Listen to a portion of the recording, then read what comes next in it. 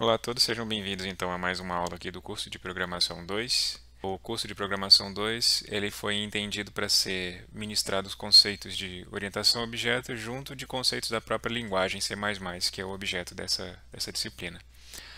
Então, essa aula em específico trabalha com o contexto de alocação de memória. Então, a gente primeiro vai ter uma introdução sobre como que acontece a alocação padrão de memória, ou seja, a alocação estática de memória. Depois, vamos conversar sobre como é realizada a alocação dinâmica de memória em C++, uma vez que, mesmo você já tendo visitado esse conceito em disciplinas como estruturas de dados, verão que em C++ existem operadores diferentes para alocação dinâmica de memória. Uma vez que a gente vai rever esse conceito de alocação dinâmica, vamos discutir também alguns problemas relacionados a manusear a memória diretamente a partir de programação em C++. E aí a gente vai introduzir o conceito de ponteiros inteligentes no sentido de suprir as deficiências que acontecem com relação ao processo de alocação dinâmica de memória em C++. Então, como é que acontece a alocação padrão de memória, a alocação estática de memória em C++? Bom, a alocação estática de memória difere dependendo do tipo de objeto que está sendo declarado no seu programa. Objetos globais, que são, por exemplo, aquelas variáveis que você declara fora da main, fora do seu programa principal, são aqueles tipos de variáveis que são acessíveis em quaisquer contextos, ou seja, você pode acessar ele tanto de uma main quanto de uma função, porque a main também é uma função, né? Você sabe disso. E esses objetos são alocados desde o início do programa e destruídos ao seu final. Ou seja, no instante que o seu programa é executado, o espaço de memória para aquele objeto declarado já é reservado, e esse espaço de memória só vai ser destruído no momento em que o seu programa deixar de existir. Diferentemente de objetos locais. No caso de objetos locais, o objeto é alocado e destruído enquanto o bloco em que está contido está em execução, ou seja, se por acaso esse objeto está sendo declarado dentro de uma função, ele vai ser alocado quando essa função for invocada e ele vai ser destruído quando essa função tiver sido concluído a sua execução, tiver retornado, tiver concluído o que tiver que acontecer dentro dela. E no caso de objetos static locais, eles têm um comportamento semelhante a objetos globais. Eles também são alocados antes de sua utilização, ou seja, no início do programa, e também são destruídos ao final do programa. Mas então qual que seria a diferença de objetos static para objetos globais? A diferença está no tipo de linkagem que existe entre eles. No caso de objetos globais, eles possuem o que é chamado de linkagem externa, o que na prática quer dizer que eles podem ser referenciados em diferentes arquivos que compõem um mesmo programa. Então a gente viu algumas aulas atrás que é possível você criar e é recomendado que, à medida que o seu programa vá crescendo em tamanho, que você distribua ele em diferentes bibliotecas, por exemplo. Principalmente quando você está lidando com classes, né, onde cada classe declarada pode estar distribuída em um arquivo separado entre declaração da classe .h e implementação da classe .cpp ou .cc. Então, objetos globais declarados dentro de um programa distribuído em diferentes arquivos podem ser acessados nesses diferentes arquivos, enquanto que um objeto static ele só pode ser acessado dentro do próprio arquivo onde foi declarado.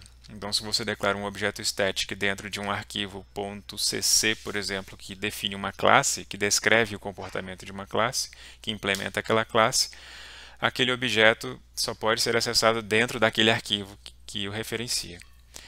Claro que objetos static possuem diferentes significados, diferentes comportamentos, dependendo do contexto onde ele é utilizado. Por exemplo, no contexto de membros de uma classe, então, quando uma variável, por exemplo, um atributo dentro de uma classe é declarado como static, isso quer dizer que ele pode ser declarado, ele pode ser utilizado em comum para todos os objetos daquela classe. Isso quer dizer que você passa a ter um atributo compartilhado por qualquer objeto daquela classe. Por exemplo, você pode fazer um contador de objeto de uma classe utilizando um atributo static. Existe também o conceito de funções, de métodos static dentro de uma classe. E aí tem um comportamento parecido com objetos de atributos static. No caso, um membro de função do tipo static de uma classe permite com que você invoque esse método sem precisar de um objeto. Você pode invocar um método a partir do próprio nome da classe, sem precisar declarar um objeto daquela classe. Bom, agora falando sobre a alocação dinâmica de memória. Então, se a alocação estática tem o seu comportamento definido pré-execução do código, ou seja, na medida em que você vai declarando variáveis, sejam globais ou estáticas ou locais, a alocação dinâmica ela pode ser controlada em tempo de execução. Isso quer dizer que o espaço de memória reservado para as variáveis que você define como sendo dinâmicas, eles podem ser aumentados ou diminuídos ou liberados de acordo com a vontade do programador. Então, objetos dinamicamente alocados possuem um tempo de vida independente de onde foram criados. Isso aqui faz referência ao slide anterior, que fala sobre os diferentes tipos de tempo de vida entre objetos globais, locais ou static locais.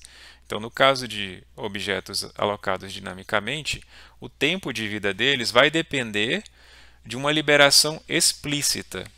Veja que quando a gente demonstrou os objetos, havia uma liberação acontecendo, mas essa liberação era implícita. Você não via um comando sendo invocado para a liberação daquele espaço de memória, mas ele acontecia.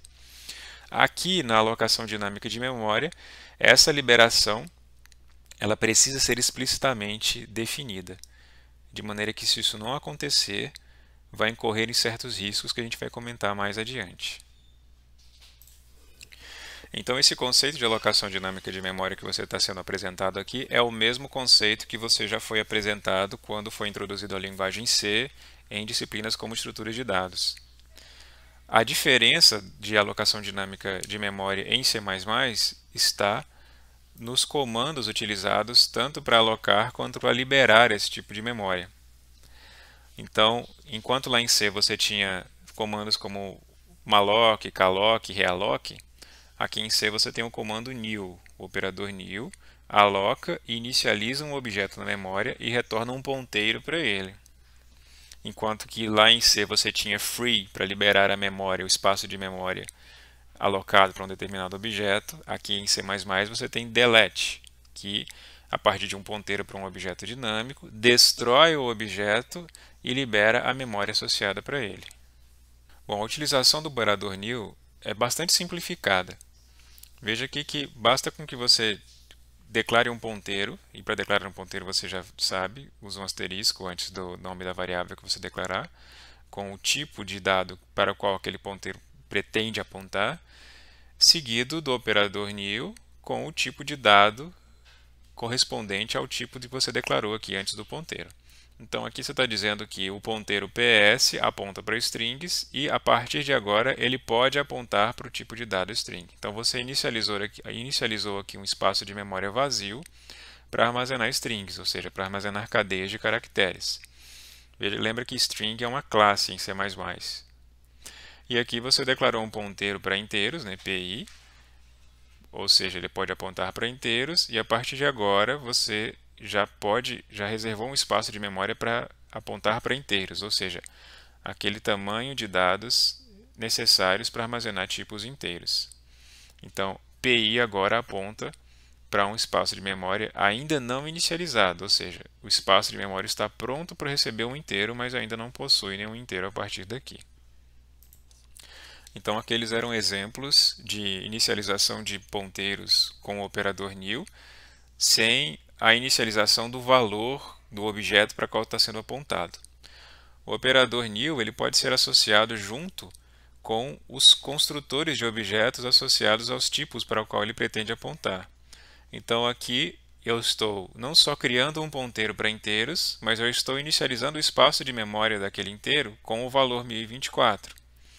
Aqui a gente retorna aquela aula que a gente introduziu strings e a gente viu que na época você poderia declarar uma string dizendo, olha, declare uma string de 10 caracteres, todos eles com o valor 9. Então, esse ponteiro PS está apontando para uma string que é composta por 10 9 seguidos, que é justamente essa string aqui.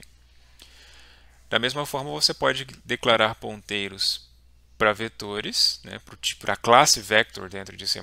Essa classe vector você pode definir o tipo de dados que ela vai armazenar. E você pode já apontar para esse vector inicializado, como está sendo feito aqui. Então, PV já está apontando para um vetor do tipo inteiro, com esses 10 valores inicializados aqui.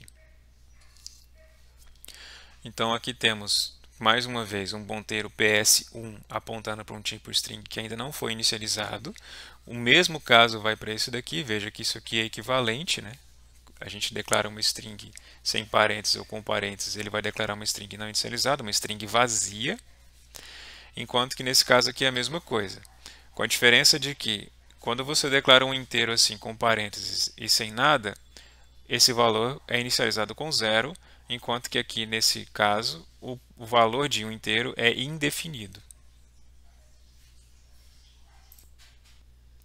Então, assim como a partir do nil você consegue reservar espaço de memória para objetos, você com o delete consegue deletar, né, excluir, destruir o objeto e liberar a memória correspondente que foi reservada a partir do nil.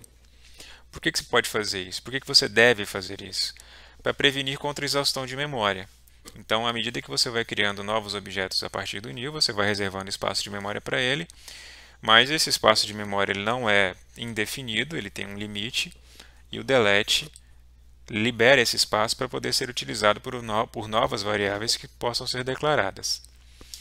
É claro que o delete ele só vai funcionar se a variável que você está querendo liberar o espaço, esse no caso seria um ponteiro, né, tiver sido inicializado anteriormente a partir do nil. Então, o P aqui nesse caso deve apontar para um objeto dinamicamente alocado, ou então ser nulo. Do contrário, isso aqui não vai funcionar. Por exemplo, se eu tentasse vir aqui e deletar T1, veja que isso aqui não é possível porque T1 não é um ponteiro, ou seja, T1 não é um objeto usado para apontar para espaços dinâmicos de memória. Então isso aqui não vai funcionar. Bom, então o tempo de vida de objetos dinamicamente alocados deve ser controlado pelo próprio operador, pelo próprio programador que está declarando aqueles objetos. Então, objetos dinamicamente alocados a partir do operador nil vão existir até que sejam explicitamente deletados. Então, não há, a partir do programa, né, do compilador C++, uma responsabilidade quanto à liberação da memória de um objeto dinamicamente alocado. Essa responsabilidade é de quem o declarou.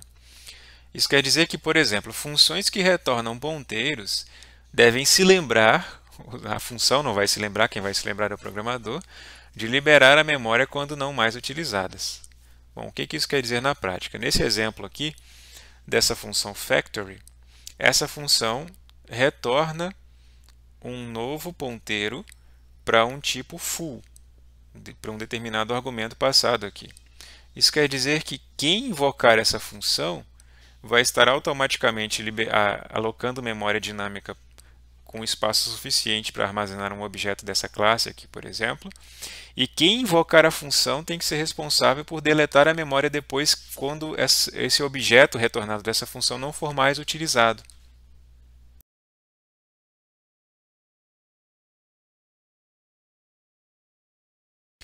Então vejamos aqui exemplos de invocações daquela função que retorna um objeto alocado dinamicamente. É a função useFactory. Então, é a função que usa aquela função que cria um objeto. Veja, um novo ponteiro aqui, P, está recebendo o retorno daquela função que aloca um novo objeto dinamicamente e retorna o endereço desse objeto para esse ponteiro P. Esse P pode ser usado aqui indefinidamente, etc., mas por acaso não houve um delete. Quando essa função terminar a sua execução, a omissão do delete aqui quer dizer que o espaço de memória alocado para armazenar o objeto para o qual P apontava vai continuar sendo reservado para ele e não vai ser liberado. Ou seja, você vai ter um espaço de memória ali sendo utilizado de maneira indevida, com um objeto que não está sendo mais utilizado, mas o espaço ainda está sendo reservado. Aqui está um exemplo correto de utilização desse método. Nesse exemplo correto, o objeto foi retornado para um ponteiro, então o ponteiro a partir daqui passa a apontar para o objeto retornado pela função. Esse ponteiro acessa esse objeto, ele é utilizado, etc. E antes do final da execução da minha função, tem a invocação do operador delete p.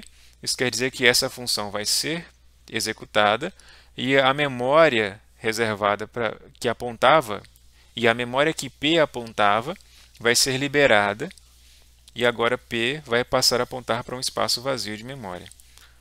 Aqui nesse terceiro exemplo de uso, você tem um ponteiro p recebendo o retorno da função, a utilização indefinida desse ponteiro p aqui, e o retorno do ponteiro p, ou seja, para um novo invocador. Esse novo invocador, ele deve ser responsável por deletar o espaço de memória. Então aqui tem uma subdelegação. Veja que a factory delegou, uma vez que factory, como a gente viu no slide anterior, não possuía um delete dentro dela, a exclusão do espaço de memória foi subdelegada para quem invocou essa função. Quem invocou essa função não fez isso, retornou novamente esse ponteiro para um novo elemento que for invocar isso. Agora, se ele por acaso não retornar de novo, ele deve ser responsável por invocar o delete e liberar o espaço de memória do objeto para o qual apontava aquele ponteiro. Então você tem nesse processo, veja que você tem dois elementos envolvidos. Você tem sempre o ponteiro que aponta e o objeto que é apontado. Então, mesmo quando você invoca o delete, você está liberando o espaço de memória do objeto que aponta o ponteiro. O ponteiro em si precisa também ser manuseado, e isso é recomendado, de maneira que ele possa apontar agora para um null pointer, essa macro aqui que é utilizada. Então, isso garante que o ponteiro deixará de apontar para a memória já liberada. Então, se a gente fosse fazer uma ilustração, seria algo como isso aqui. Você tem lá um ponteiro P, que aponta para um espaço de memória. Esse espaço de memória, dinamicamente alocado, é utilizado ali dentro de um contexto de uma função, por exemplo, e depois que essa função for executada, você deve invocar o free, você deve invocar o delete para que esse espaço de memória seja liberado para ser usado por outra variável, por exemplo. Só que você continua tendo o ponteiro p aqui apontando para aquele mesmo espaço de memória. Isso é perigoso porque você pode se esquecer disso e tentar acessar o conteúdo desse espaço de memória e ele já não está mais acessível ou conter outro valor aqui indefinido. Então, para que você se previna contra isso, além de invocar o delete, é recomendado que você faça uma atribuição do valor desse ponteiro p aqui para null pointer, ou seja, ele vai passar a apontar agora para um espaço nulo aqui, qualquer, para um espaço nulo, e aí ele deixa de apontar para um espaço que agora já não é mais reservado. Então, é isso que a gente chama de um ponteiro pendurado. É um ponteiro que teve o seu objeto para o qual ele apontava já liberado, mas ele continua apontando para um espaço de memória. E aí, para prevenir contra isso, você manda ele apontar para null pointer e garante que ele deixará de apontar para a memória que já foi liberada. Então, aqui tem um exemplo do que eu acabei de falar. Um ponteiro p que foi inicializado para um tipo inteiro já com valor 42. Veja que aqui eu tenho um ponteiro q que está apontando também para o mesmo objeto do ponteiro p. O uso do alto faz com que o ponteiro q já seja declarado exatamente como o mesmo tipo do ponteiro p. Então agora você tem dois ponteiros apontando para o mesmo espaço de memória. Você tem aqui um p e um q apontando para um espaço de memória que consegue armazenar um inteiro e já possui o valor 42. Então, ambos estão apontando para cá. E no momento em que você invoca delete p, isso faz com que esse espaço de memória seja reservado e no momento em que você invoca P recebe null pointer, você só garante que P volte a apontar para um espaço nulo. Você não está fazendo isso para Q. Veja, com o delete, você garante que ambos deixem de apontar para um espaço de memória antes alocado. Então, você garante que o espaço de memória que ambos estavam apontando deixe de ser reservado. Então, o delete funciona para as duas variáveis, mas a atribuição do ponteiro nulo só funciona para uma variável.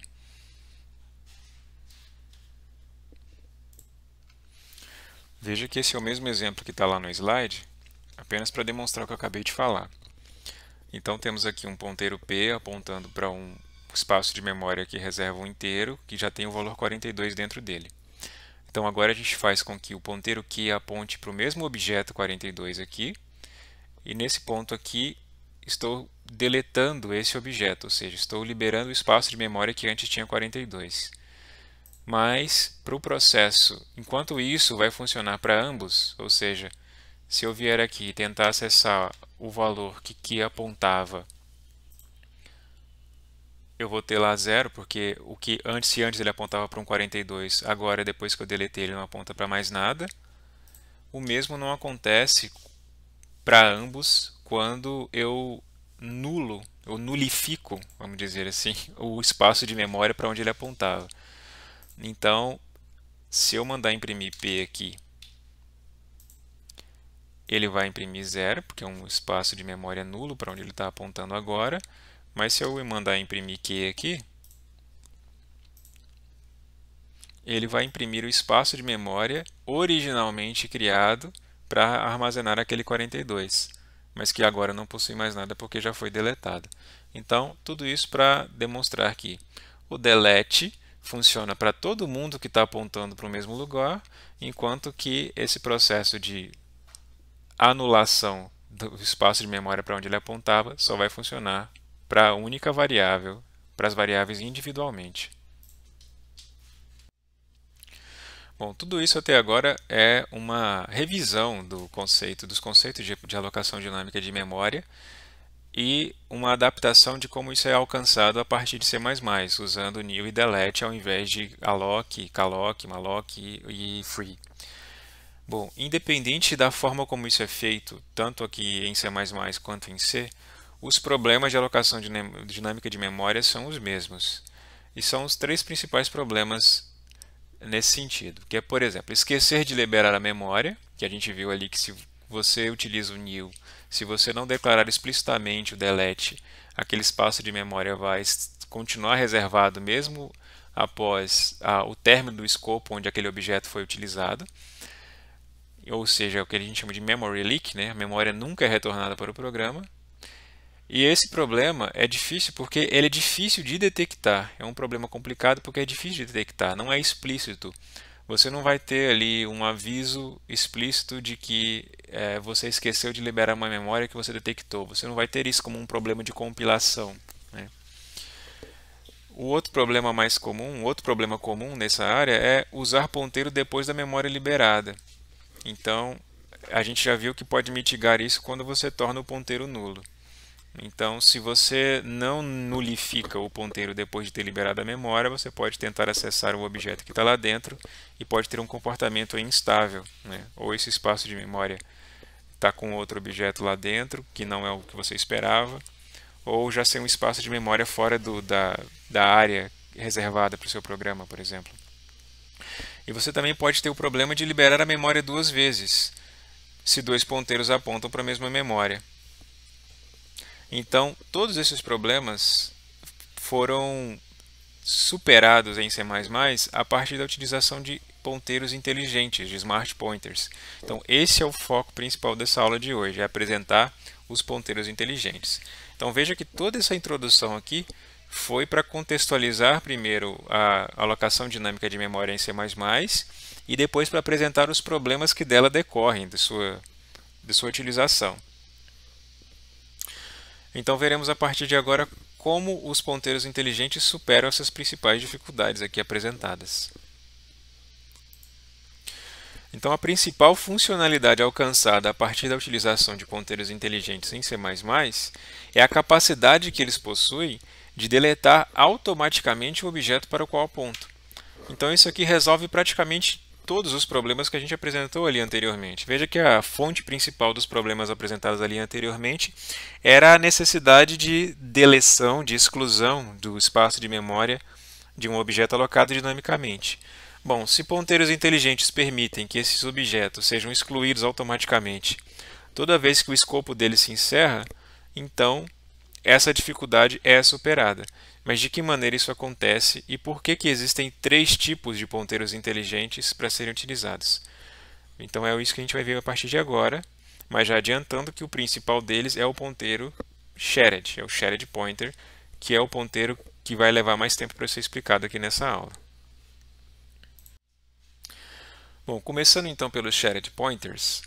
Shared pointers são ponteiros especiais, são ponteiros inteligentes, que permitem que múltiplos ponteiros apontem para o mesmo objeto. Então, por isso que é shared pointer, né? Ponteiros compartilhados. Então, vamos ver como é que isso funciona na prática. Então, shared pointer é uma classe, e é uma classe que é declarada a partir do uso de template. Teremos uma aula sobre templates aqui em C++ também. Mas aqui eu estou dizendo que P1 é um shared pointer, é um ponteiro compartilhado para tipos string. Então, shared pointer que pode apontar para um string. P1 pode, a partir de agora, apontar para uma string. Bom, se ele permite a declaração a partir do uso de templates, então ele permite que dentro do template você também declare alguma coisa do tipo também a partir de templates. Então, P2 é um shared pointer que aponta para listas de inteiros. Bom, list é uma classe em C++, né, que implementa uma lista encadeada.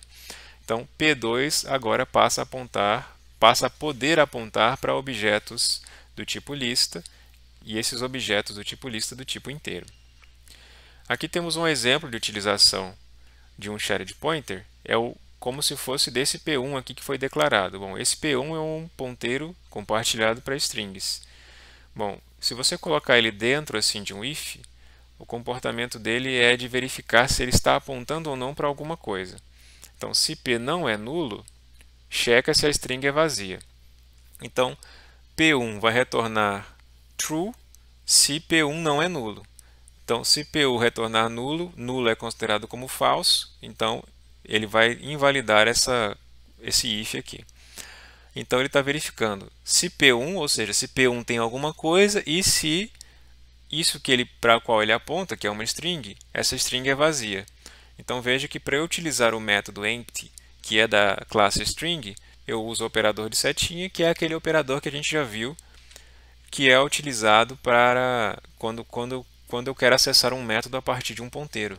Então, a gente se lembra bem que se eu tenho um objeto da classe string e eu quero acessar o método empty, eu usava o ponto. Mas como o P1 é um ponteiro, eu uso o operador de seta, que é indicado para ponteiros. Então, o que ele está fazendo aqui? Está atribuindo ao conteúdo apontado por P1, veja aqui que é o seu operador de dereferenciamento, né, o asterisco, ele está fazendo com que o conteúdo apontado por P1 receba high como conteúdo. O meio mais seguro de alocar e utilizar memória dinamicamente a partir de um ponteiro shared pointer é utilizar o método de inicialização chamado makeShared. Então veja, o recomendado na hora de você declarar um ponteiro desse tipo é que esse ponteiro seja inicializado a partir desse método chamado makeShared. No makeShared você também usa o esquema de templates aqui para declaração, e é claro que o tipo aqui tem que ser compatível com o tipo da declaração do lado de cá. Então, o que está acontecendo aqui? Eu estou declarando um ponteiro P3, um ponteiro compartilhado P3, que vai a partir de agora apontar para tipo inteiro, e esse tipo inteiro já tem um 42 armazenado lá dentro. Então, P3, se eu fizer asterisco P3, eu vou estar acessando o 42 lá dentro. Então, o que está acontecendo com o P4? P4 aponta para strings, então o makeShared vai criar um espaço para armazenar uma string, e essa string vai conter 10 caracteres compostos apenas pelo caractere 9. Então, P4 aponta para uma string com valor 99999. E o que P5 está fazendo? P5 aponta para um inteiro, e esse inteiro é vazio. Então, esse inteiro é inicializado com 0. E o P6, veja, a diferença aqui do P6 é que, uma vez que isso tem que ser compatível com o que está lá dentro, eu posso usar o alto para que ele infira, né? Ele faça a inferência do que está aqui. Então, se makeShared retorna um ponteiro do tipo shared pointer, o alto faz com que P6 já seja declarado como sendo um ponteiro do tipo shared pointer. Então, o alto automatiza o tipo de P6 de acordo com o que está sendo atribuído para ele. makeShared sempre retorna um ponteiro do tipo shared pointer, um ponteiro que aponta para o tipo declarado aqui dentro. No caso, nesse exemplo aqui, vai ser um ponteiro para vetores do tipo string. Então, P6 automaticamente aponta para um vetor de strings inferido a partir do que makeShared está retornando para ele.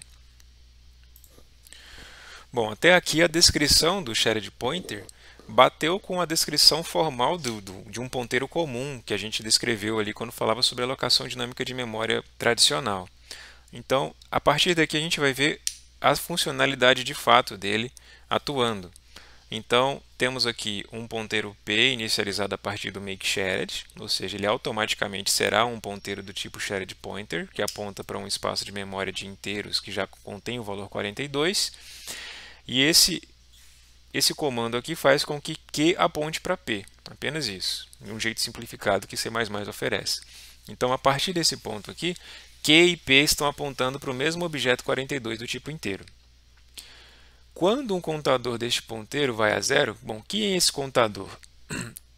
Quando você copia ou atribui um ponteiro dessa classe, mantém registro de quantos outros ponteiros apontam para o mesmo objeto, ou seja, um ponteiro shared pointer conta quantos ponteiros estão apontando para aquele objeto originalmente declarado aqui.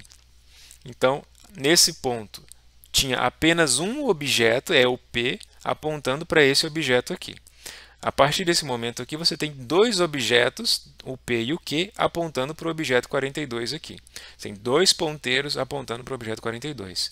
Então, a classe sharedPointer mantém o registro, ela sabe, né, vamos dizer assim, que há nesse instante aqui dois ponteiros apontando para 42. E o que faz diferença ela saber disso? No momento em que algum outro ponteiro deixa de apontar para esse objeto, ela também mantém registro disso. No momento em que nenhum objeto, nenhum ponteiro passa a apontar para aquele objeto, automaticamente a classe invoca o destrutor daquele objeto, ou seja, ela libera a memória daquele objeto. É o que está acontecendo aqui. R apontava para um objeto 42. Aqui é outro contexto desse contexto aqui. Então, esse R que apontava para esse objeto, agora está apontando para um objeto que Q aponta. Suponha que, suponha que não é o mesmo contexto aqui, não é esse mesmo Q. Esquece isso aqui por enquanto. Então, suponha que é um Q que estava apontando para um objeto 37 lá, por exemplo. Então, esse R estava apontando para esse objeto, e aqui nesse momento, R deixou de apontar para esse objeto, e agora R aponta para Q. Então, não há mais ninguém apontando para esse objeto 42. Logo, a classe sharedPointer percebe isso, porque nesse momento que R apontava para 42, agora aponta para Q, para o mesmo objeto que Q aponta. Então, a classe sharedPointer libera o espaço de memória antes reservado para esse objeto inteiro aqui com valor 42, invocando o destrutor daquela classe ali, né, inteira. Então aqui está uma série de exemplos semelhantes aos exemplos utilizados quando foi demonstrada a utilização do nil e a necessidade da explicitação da liberação da memória pelo delete. Aqui, como são shared pointers, são ponteiros inteligentes, a necessidade de deleção explícita da memória não é necessária. Então, aqui temos uma função factory que retorna um ponteiro do tipo shared pointer. Então, quem invocar essa função não precisa mais se responsabilizar pela deleção, pela exclusão do objeto apontado por aquele ponteiro. Então, veja aqui que temos uma função useFactory. Essa função invoca a função factory. Então, temos aqui o P recebendo o retorno dela. Então, esse P está recebendo um ponteiro do tipo shared pointer. Aqui poderia ser alto, que daria do mesmo jeito, né? Ele ia forçar o P a ser declarado exatamente do tipo de retorno, que o tipo de retorno é shared pointer. Mas aqui então temos o P recebendo um ponteiro shared pointer que aponta para um argumento qualquer aqui. A utilização desse ponteiro aqui poderia acontecer de maneira indefinida, e quando essa função termina a sua execução, o P saindo de escopo, a memória para o qual o P aponta é automaticamente liberada. Ou seja, não é necessário o uso do delete P aqui. Isso porque eu estou utilizando shared pointers. Aqui temos o useFactory. Agora, ao invés de a função terminar e o P sair de escopo, o P aqui agora está sendo retornado para uma terceira função. Veja, tem uma primeira função que cria o P. Essa primeira função retorna para uma segunda função que usa o P aqui de alguma forma, e essa função ainda retorna esse P para uma terceira função. Então, nem a primeira nem a segunda funções, nem a segunda função precisa deletar. Tampouco a terceira que vai receber esse P aqui retornando dela vai precisar. De maneira que, quando essa terceira também excluir, terminar a sua execução, aí sim esse P vai ser, o objeto para o qual o P aponta vai ser liberado da memória. Bom, os shared pointers também podem ser utilizados em conjunto com o operador new. Isso é perfeitamente possível na medida em que, quando você quer apontar para um novo espaço de memória, você pode criar um ponteiro shared pointer para esse espaço de memória e reservar o espaço de memória usando o new. Perfeitamente possível. Algumas exceções acontecem, essas exceções serão demonstradas mais adiante. Mas o que temos aqui como exemplo? Bom, aqui temos um P1 que pode apontar para um double, mas que ainda não está apontando para um double.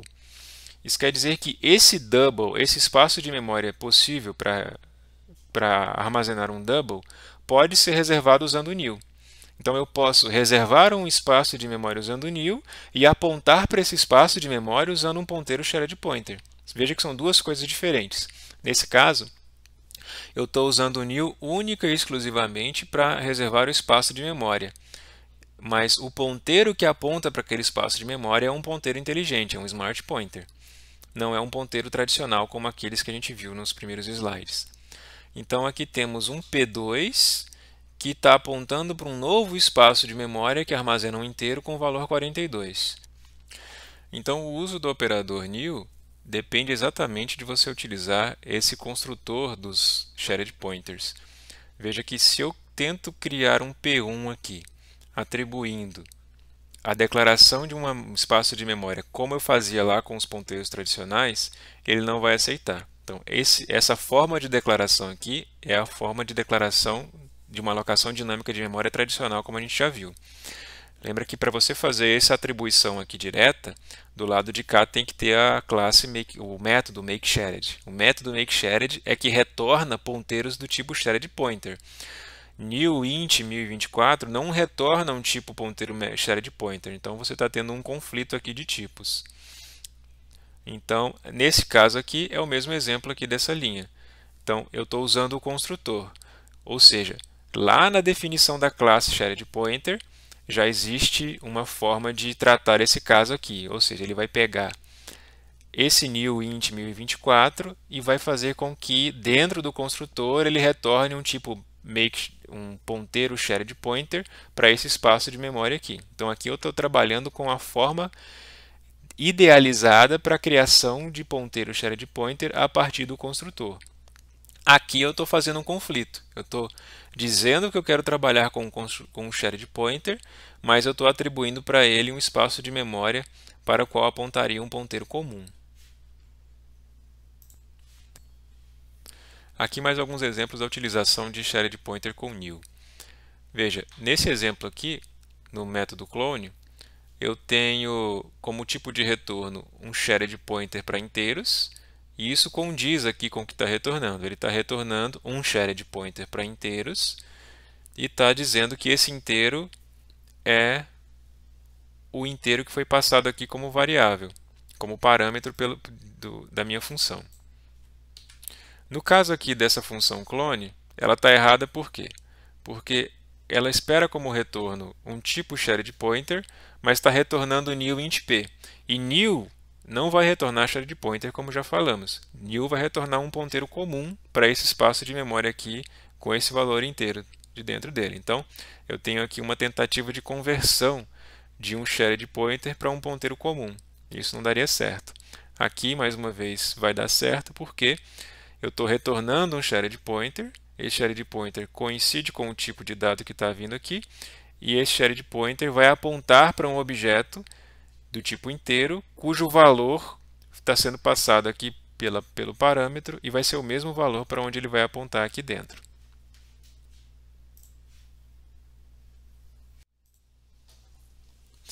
Bom, aqui temos um código utilizado para demonstrar o funcionamento de ponteiros compartilhados em C++.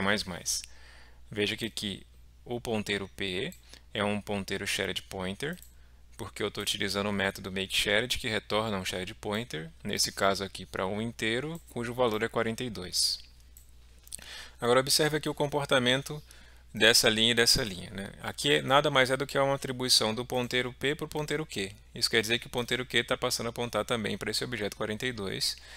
E aqui a mesma coisa para o ponteiro X. Veja que se o X aponta para Q e Q aponta para P, X também está apontando para P. Isso é constatado aqui nessa linha 12, onde eu estou imprimindo o conteúdo apontado por X, e ele está imprimindo lá para mim 42. Veja, na linha 14, eu estou invocando um método da classe sharedPointer, então por isso que eu estou usando o ponto e não a seta. Então, eu só uso a seta. Aqui fica mais clara a diferença de quando é que você usa o ponto e quando é que você usa a seta. A seta, o tracinho, o sinal de maior, é utilizado para referenciar o método do objeto apontado.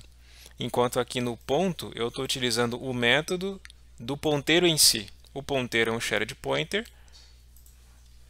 O ponteiro é um shared pointer e a classe shared pointer possui um método chamado useCount. UseCount ele vai contar quantos objetos quantos ponteiros estão apontando para o mesmo objeto a partir de P. Então veja que quando P foi criado, P se tornou um ponteiro para esse objeto, aqui 2, aqui 3 ponteiros a partir de P. Então, quando eu imprimo p.useCount, eu tenho lá 3 como saída. Está dizendo que tem 3 objetos apontando para o mesmo que P. Nesse ponto aqui em diante, se eu fizer com que P aponte para null pointer, o que eu vou ter como comportamento?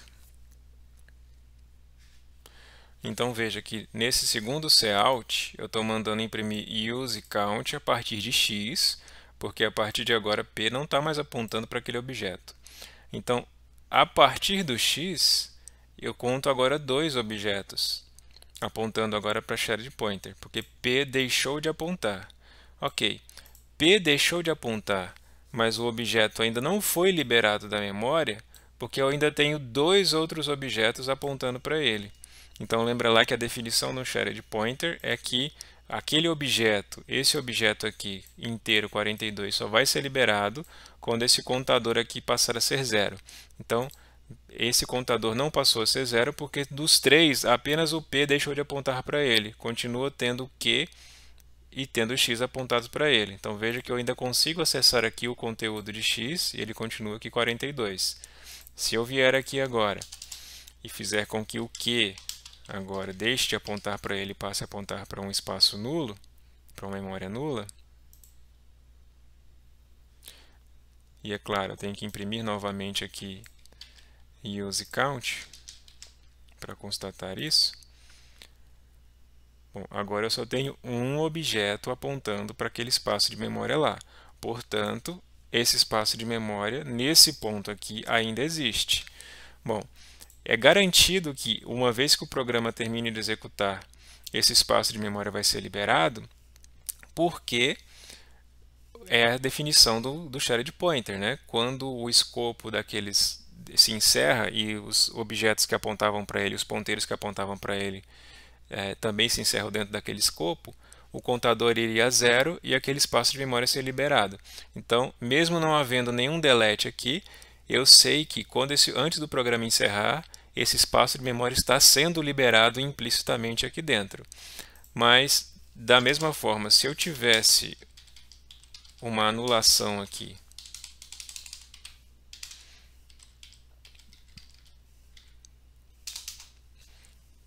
do ponteiro x e uma impressão novamente aqui dele, do useCount, eu estou garantindo que isso está acontecendo aqui de fato. O x deixou de apontar para ele, agora não há ninguém mais apontando para esse objeto, por consequência, esse objeto será liberado da memória. Veja, isso já estava acontecendo no momento em que eu cheguei no final do meu programa, se encerrou, e aí todo o escopo de execução de P, de Q e de X se encerrou, o escopo se encerrando, o contador também seria zerado e o objeto seria liberado da memória. Mas aqui eu estou deixando a situação explícita, estou mostrando, olha, P deixou de apontar, então aqui eram dois objetos apontando. Q também deixou de apontar, aqui ainda tinha um objeto apontando, portanto isso aqui ainda estava em memória. No momento que X deixou de apontar também, esse objeto agora pode ser liberado da memória. Mas isso, mesmo não tendo sido feito aqui, mesmo se não tivesse sido feito aqui, isso também aconteceria, porque esses três objetos aqui teriam sido encerrados o seu escopo, e o encerramento do escopo também configura um processo de deixar de apontar para aquele objeto, e aí, deixando de apontar, o contador deles viria a zero, e esse objeto seria liberado. Então, aqui foi só uma forma de deixar isso explícito acontecendo. E da maneira como ainda havia ponteiros apontando, o objeto ainda poderia ser acessado, né? Tanto é que se eu colocar isso daqui aqui nesse ponto ainda, eu ainda vou ver 42, porque eu ainda tenho um ponteiro apontando para ele, portanto a memória ainda existe.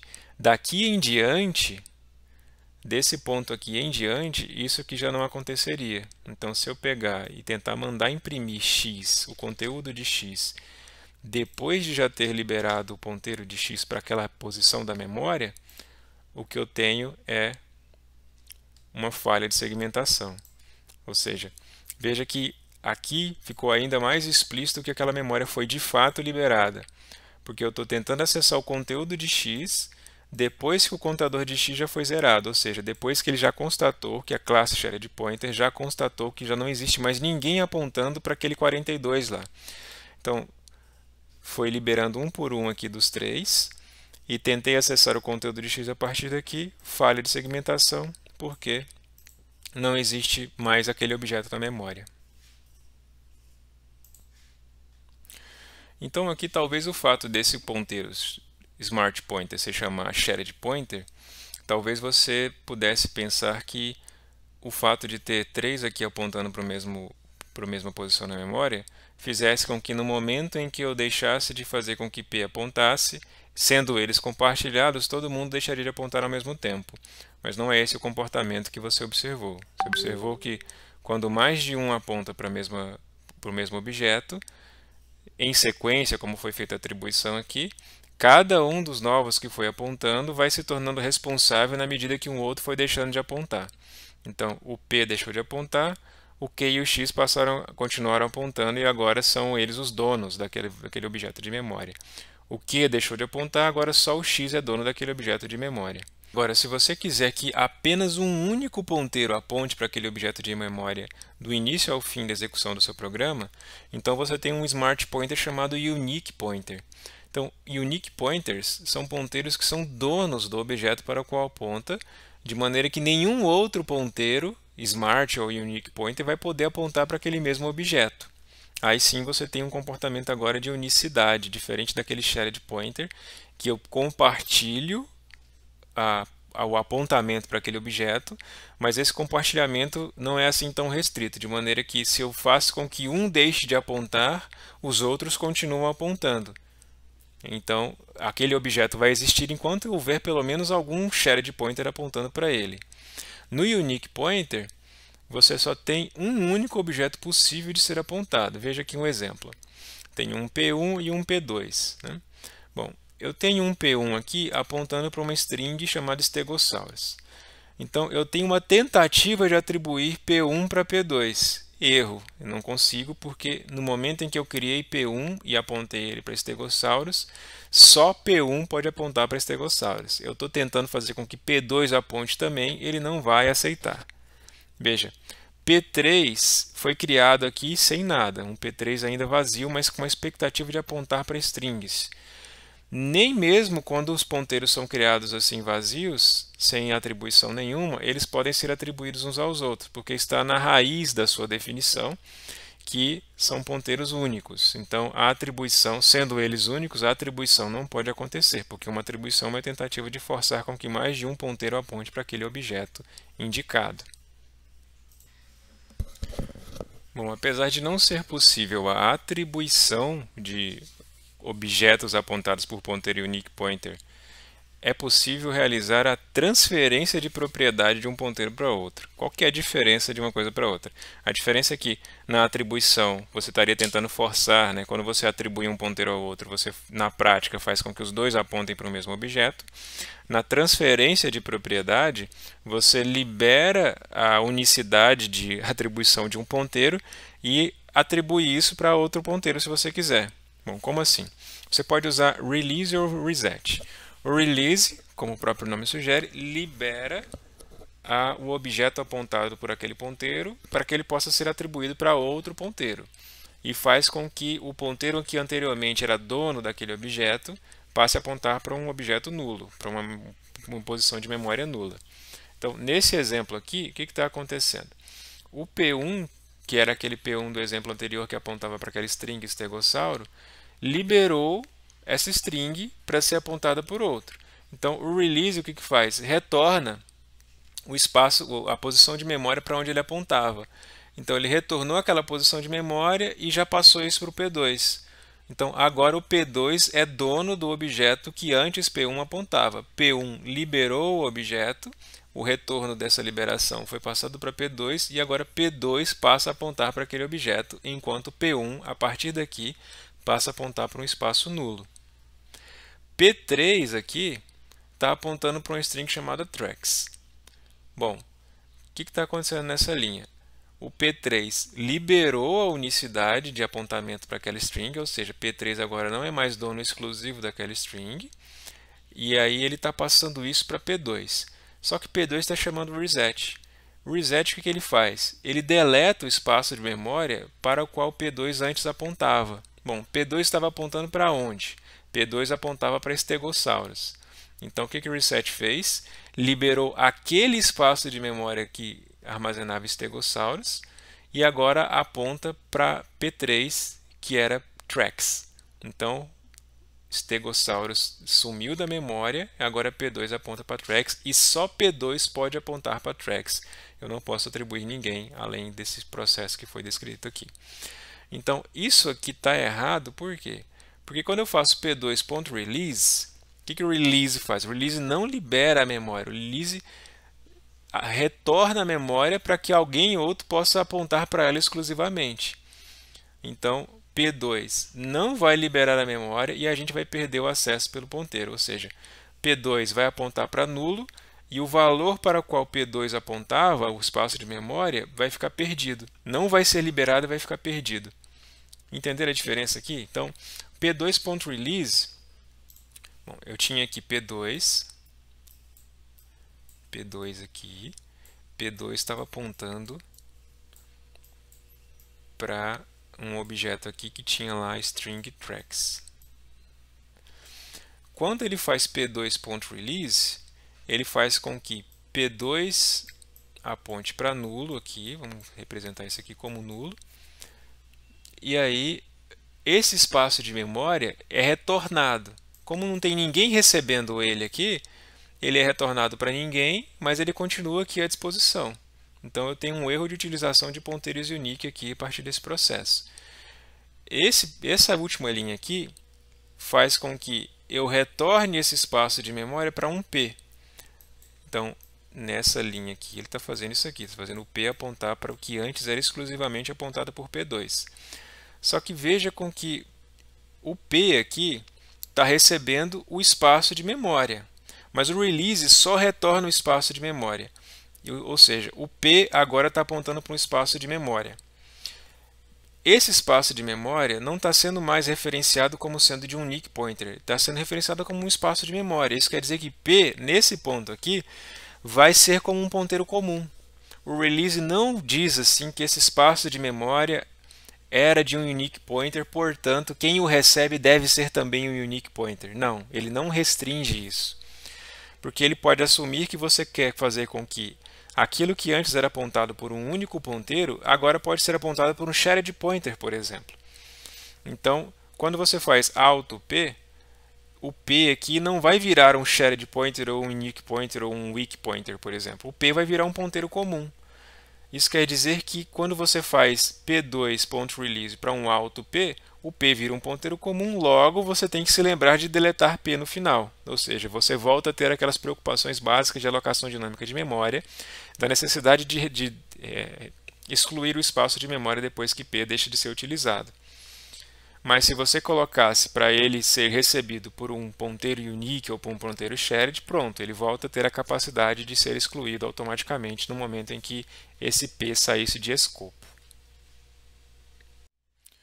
Bom, existe uma exceção com relação à atribuição de unique pointers, que é quando você utiliza unique pointers como retorno de funções.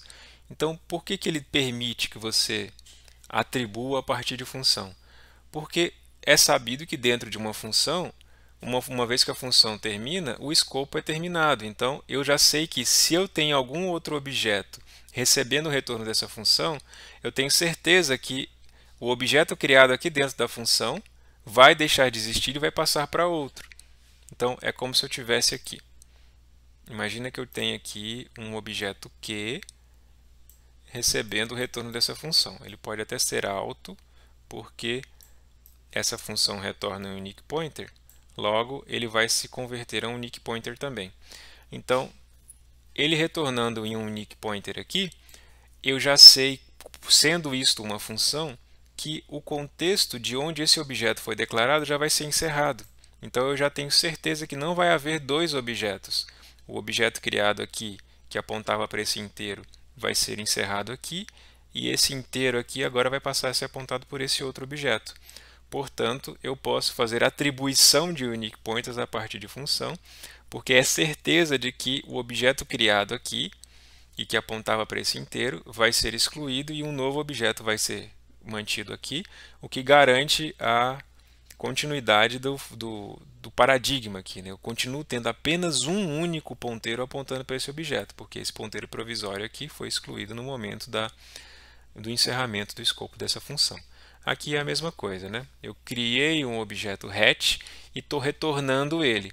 Quem quer que o receba aqui fora será o único apontando para ele, para esse inteiro P aqui.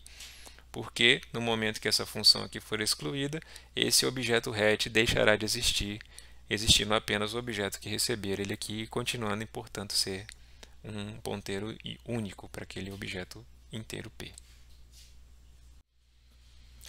Bom, e por último temos a classe dos weak pointers, que são os ponteiros que não controlam o tempo de vida do objeto para o qual apontam. Os weak pointers trabalham em conjunto com os shared pointers. Bom, enquanto os shared pointers mantêm o controle do número de objetos para o qual eles apontam, o weak pointer, uma vez apontando para um shared pointer, não incrementa o contador de referência. Ou seja, aqui nesse exemplo eu tenho um P apontando para um 42, um inteiro 42, e eu tenho um weak pointer apontando para P também. Bom, isso não vai fazer diferença para P com relação ao seu contador, ele não vai considerar como tendo mais um. Eu tenho apenas um ponteiro fraco aqui, um weak pointer apontando para P, mas que, sendo ele um weak pointer, ele não tem acesso direto ao objeto. Ele é apenas um ponteiro que o aponta e que no máximo consegue saber se o objeto ainda existe usando esse método lock. Então, o wp.lock verifica se o objeto existe ou não. E veja que essa verificação acontece retornando o objeto para o qual o WP aponta de maneira fraca, né? Então, ele aponta para o mesmo objeto de um P, que a gente viu no slide anterior, que é um shared pointer. Ele em si não consegue acessar esse objeto, mas usando o lock, ele verifica se esse objeto ainda existe. Bom, como assim? Se esse objeto ainda existe, essa atribuição vai acontecer e isso aqui vai ser considerado um true. Se esse objeto não existe, ele vai atribuir um nulo para cá e isso aqui vai ser considerado false. Então, o WP é uma forma de você fazer com que mais de um elemento aponte para um objeto e ainda facilite aquele processo de ponteiros pendurados que a gente tinha visto anteriormente. Inclusive, naquele mesmo exemplo que eu mostrei agorinha,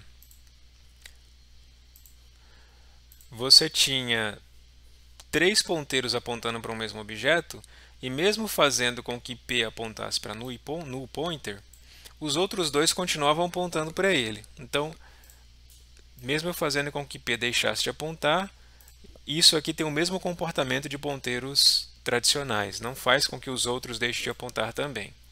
No caso de um weak pointer, quando o P deixa de apontar para o objeto, todos os weak pointers também vão deixar de apontar para esse objeto.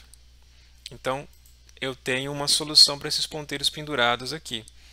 Então, primeiro, não faz tanto sentido assim você ter mais de um ponteiro apontando para o mesmo objeto dentro de um contexto.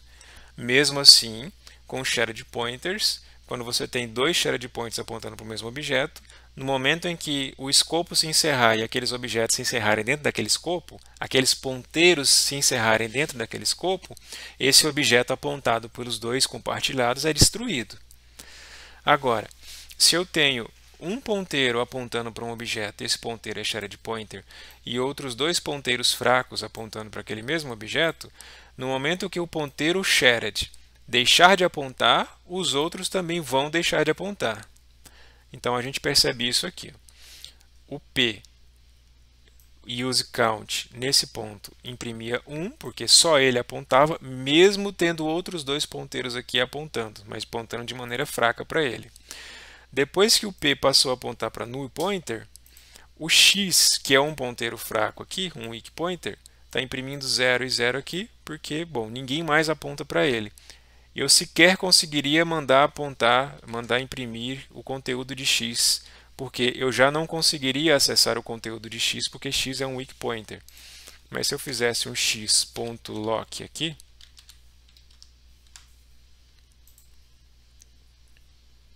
o que eu tenho aqui é 0, que é o equivalente a nulo, ou seja, x não está mais apontando para um valor para o qual o P apontava nesse ponto aqui. Então, para fazer um sumário de tudo que foi apresentado nessa aula de hoje com relação a Smart Pointers, aqui temos mais uma vez Shared Pointers, ponteiros inteligentes que permitem que múltiplos apontem para um mesmo objeto. Você tem, então, um contador de objetos que conta quantos ponteiros estão apontando para aquele mesmo objeto, e quando esse contador chegar a 0, esse objeto apontado é liberado da memória automaticamente, e a gente viu que esse contador chega a 0 de 2 formas. Ou quando os ponteiros vão sendo individualmente apontados para outra coisa que não aquele objeto, ou quando o escopo onde aqueles ponteiros existem deixa de existir, e o contador também vai a 0, e aquele objeto é liberado automaticamente. Temos o Unique Pointer, que permite que apenas um único ponteiro aponte para aquele objeto. Ele não permite atribuições, ele permite transferência de propriedade na medida em que você libera a propriedade de um e atribui essa propriedade a outro, ou você faz o reset. Você libera a memória anteriormente apontada por um unique pointer e atribui outra coisa para ele a se apropriar exclusivamente daquele objeto. E por último tivemos o weak pointer, que é uma referência fraca para um objeto apontado por um shared pointer, ou seja, ele aponta para um mesmo objeto shared pointer, ainda que ele não incrementa o contador de objetos daquele shared pointer, e no momento que esse shared pointer deixa de apontar para aquele objeto, o weak pointer também o deixa, e também o deixa de acessar ele de alguma forma. Essa alguma forma é o lock. O lock é a única forma de ter acesso ao objeto para o qual o weak pointer acessa. O weak pointer por si não consegue acessar, mas ele consegue retornar aquele objeto para um outro ponteiro apontar, e ele pode usar o lock para verificar se aquele objeto ainda existe ou não na memória. Então é isso. Aqui a gente encerra sobre esse tópico de Smart Pointers em C++, e mais adiante teremos exercícios relacionados a essa aula de hoje. Obrigado para quem acompanha até aqui e até uma próxima oportunidade.